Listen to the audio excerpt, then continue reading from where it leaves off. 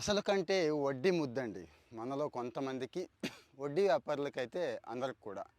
ఇది ప్రభుత్వానికి అప్లై కాదు. రైతులకి ఒక గుడ్ న్యూస్ అండి. నీటి తీరువ పన్ను వాటర్ ట్యాక్స్ అని కూడా అంటారు కొన్ని చోట్ల. తక్కువే ఉంటుంది. కానీ దీని వడ్డీ అంటే మామూలుగా అసలే రాష్ట్రం అంతా కలిపితే 100 కోట్లు ఉంటే వడ్డీ 85 కోట్లు అయిపోయింది అన్నట్టు. అంటే డబుల్ అయిపోయింది. రైతులు ఇబ్బంది పడుతున్నారు. ఈ వడ్డీ మాఫీ చేసేయండి అని చెప్పి నిన్ననే జివో 262 రిలీజ్ చేశారండి. ఎక్కడ? ఆంధ్రప్రదేశ్లో సీసీఎల్ఏ జియోస్ ఇష్యూ చేశారు. అంటే ఎక్కువ రైతులకు ఉపయోగపడే విషయం కదా అని షేర్ చేస్తున్నాను. 1000-2000 నుంచి 5-10,000 వరకు కూడా ప్రయోజనం పొందే అవకాశం ఈ వడ్డీ మాఫీలో ఉందండి. అంటే తెలియక కొంతమంది అంటే విఆర్ఓలు తహసీల్దార్ ఆఫీస్కి వెళ్ళినప్పుడు లేకపోతే వాళ్ళు ప్రత్యేకంగా వచ్చి నీటి తీరువా ఇంకా కట్టలేదండి, కట్టేయండి అని అడుగుతూ ఉంటారు. ఏదైనా పని మీద వెళ్ళినా కానీ దాంతో లింక్ చేస్తూ ఉంటారు, ఇంకా కట్టలేదు మీరు కట్టేసేయండి అని చెప్పి.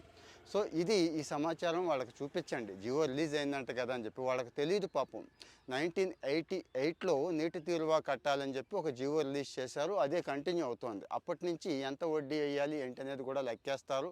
చిన్న అమౌంట్ కదా అని చెప్పి కొందరు, నష్టం వచ్చింది కదా ఏం కడతామని చెప్పి కొందరు, ఇలాగా నీటి తీరువా కట్టడం మానేసిన రైతులు మనలో ఉన్నారు. ఎందుకు అసలు నీటి తీరువా అంటే మరేం లేదండి. ఈ ప్రాజెక్టులు కట్టారు లక్షల కోట్లు పెట్టి, మెయింటెనెన్స్కి వేల కోట్లు అవుతూ ఉంటాయి. సరే మనం మొత్తం కట్టేది ఒక 100 కోట్లు ప్రభుత్వానికి ఉపయోగపడతాయని, అంతకు మించి ఏమీ లేదు. రైతుల్ని ఇబ్బంది పెట్టాలని అసలే కాదు. కానీ ప్రోగ్రెసివ్ గవర్నమెంట్స్ ఎప్పుడు కూడా మంచి నిర్ణయాలు తీసుకుంటూ ఉంటాయి. రైతుల బాధ అనేది వాళ్ళకి అర్థమైంది కాబట్టి గవర్నమెంట్కి ఇది తీసేశారండి. అంటే వడ్డీని మొత్తం జీరో చేసేశారు. ఇప్పుడు అవకాశం ఉంది కాబట్టి వెంటనే కట్టేసుకుంటే ఇక గొడవే లేదు అన్నట్టు. లేకపోతే రేపటి రోజు మీకు చాలా తెలుసు కదండి, ఏ పొలానికి సంబంధించి ఏ ట్రాన్సాక్షన్ కోసం, ఏ చిన్న చిన్న అవసరాలు మార్పు చేర్పుల కోసం డిపార్ట్మెంట్ దగ్గరికి వెళ్తే మళ్ళీ ఇది ముడిపెడుతూ ఉంటారు కాబట్టి కట్టేసుకోవచ్చు. మంచి సమాచారం కదా.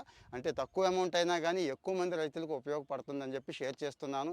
మరి ఇలాంటి సమాచారం అంటే ప్రభుత్వంలో మనుషులకి అంటే మన సమాజానికి ఉపయోగపడే ఉత్తర్వులకు సంబంధించిన సమాచారం మీకు నచ్చుతుందా? నచ్చితే చెప్పండి. చెప్తే నేను మిగిలిన అన్ని రకాల సమాచారాలు, రకరకాల స్కీమ్స్ కానీ, అంటే గవర్నమెంట్ మనకిస్తున్న బెనిఫిట్స్ కానీ ఇంకా చాలా ఉంటాయి కదండి రోజువారీ పరిపాలనలో, అవి కూడా షేర్ చేయడానికి ట్రై చేస్తా.